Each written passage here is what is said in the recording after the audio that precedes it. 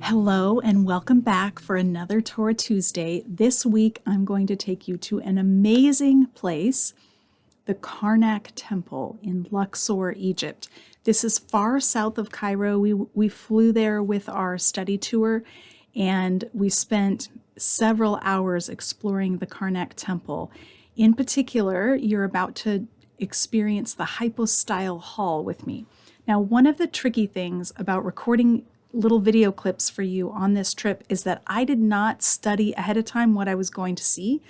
And I didn't know what I didn't know until I got there. So I was learning whatever our guide and host were teaching us. So it was hard to film quick videos for you without distorting some of the facts because I didn't have study tools in front of me and I was going on what I had just heard just moments before and turning right around and telling you. So I'm going to correct myself after this video, correct a couple of things that I'm telling you in the video, but I want you to see it for yourself because it's just amazing. So enjoy this little trip. Hey everybody, welcome back for another Torah Tuesday. I am in the Hypostyle Hall in the Temple of Amun-Re at Luxor, also called Karnak, the Karnak Temple. And it is an absolutely amazing building. We've been here all day long and there's so much more to see. This particular hall is really remarkable because it has 134 pillars. As you can see, they are enormous. It would take 7 people with their arms outstretched to make it around one of the pillars. And as you can see, they are highly decorated. What I want to show you and what I think is so interesting for Torah studies is that it's built to look like a garden. So all of these pillars are like lotus flowers that are closed. And I'm going to make my way as I'm talking over to the other side of the Hypostyle Hall, and you'll see that on the other side, the lotus flowers are open. They're beginning to open at the top. And there's another cool thing about the other side of this is that there's a lot more color that's been preserved. So when we look up, I don't know if the lighting will be very good here, but you can see there's a lot of color on some of these. These are still the closed lotus flowers, but as we move further this direction, you'll see some of them are open at the top, like a flower that's open. And one of the things that our guide, Dr. James Hoffmeier, has been saying to us is that, so you see the lotus, they look like lotus flowers open at the top now. These are the same kinds of pillars, except they're different on the top. And so we're in a temple, but the temple is built to look like a garden. We have all kinds of garden imagery in Israel's temple and all kinds of temple language going on in the creation story in Genesis. This has been an absolutely incredible experience to see it for myself. I've seen pictures, but the size is just enormous. And to think that most people would never have even had the opportunity to see this. Only the priests would have been in here to see all this amazing artwork. It spans the 18th and 19th dynasties, so it's very, very old. That would be the time of Ramses. As you can see, I've gotten lots of sun today. The sun here is very intense. I'm gonna do a little more filming without my face in the way so that you can see these pillars. I think we can see the colors better from this angle and the ones that have been restored. They're restoring some other pillars right now, and it takes a whole year to do 3 or 4 of these pillars with a whole team working all day, every day to get them restored. And they're trying to remove the dirt so that the color is not removed when they remove the sand and dust and dirt, so that the color comes through. Lots of scenes of Pharaoh seeing the gods, being commissioned by the gods. Lots of cartouches that give the title of Pharaoh. Whenever you see this, what's it called? Oval shape, that's a cartouche with writing in between. You can see it right here above my finger. That would be the name of one of the pharaohs. And here's some smaller ones right here.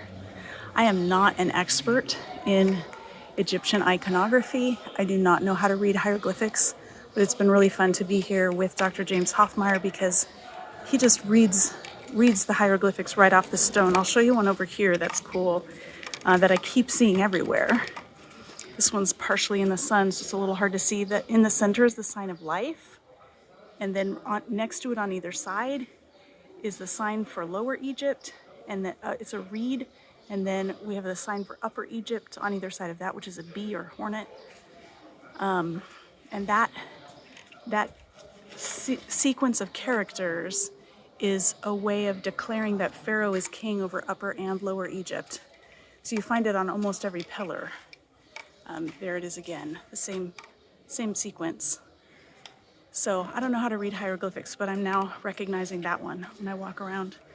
And then on the four walls around this hall, there's all kinds of stone reliefs with cultic images. So showing the processions of the gods, showing the investiture of the king, all those sorts of things. It's really remarkable. You could spend all day just in this room, and actually people have spent their entire careers on this room just trying to document and interpret each of the images. There's a lot of repetition, but there are new things, and there's more than one pharaoh that worked on the pillars and that decorated them. And then there are periods of time where somebody would come through and deface the work of one pharaoh and put their own name on it. And so there's just a ton of history to explore here. So again, we're in Upper Egypt, which is south of Cairo in the city of Luxor at the Karnak Temple. Okay, so there's one more thing that I want to show you before I leave. So there's this gateway that goes out of the Hypostyle hall that shows us the two different styles of the two pharaohs that worked in this area on either side. So on the left side here, we have the artwork of Ramses II, where on the other side, it's the artwork of Seti I. And you can see in Seti I's artwork that he does the more difficult kind of carving where everything is cut away from around the image. So you can see that it's not just cut down to make the outline of an image, but everything's cut away. Whereas with Ramses I, the background's not all cut away, it's just cut down into the rock. Hopefully you can see the difference. So both of them are giving homage to the same deity known as Amen-Men or Amen-Re. His names change over time and evolve a bit, but both of them are giving homage to that same god on either side of the walls around the Hypostyle hall. And just really interesting to see that side by side. Such an incredible place. Okay, so I got a few things wrong in the video that I took on the spot, and now that I'm back in my office studying, I'm going to correct those things. So I'm reading here from the Complete Temples of Ancient Egypt, which I bought in Luxor at a bookstore, and it says that the Great Hypostyle Hall is actually filled with 134 papyrus columns. So I said they were lotus columns.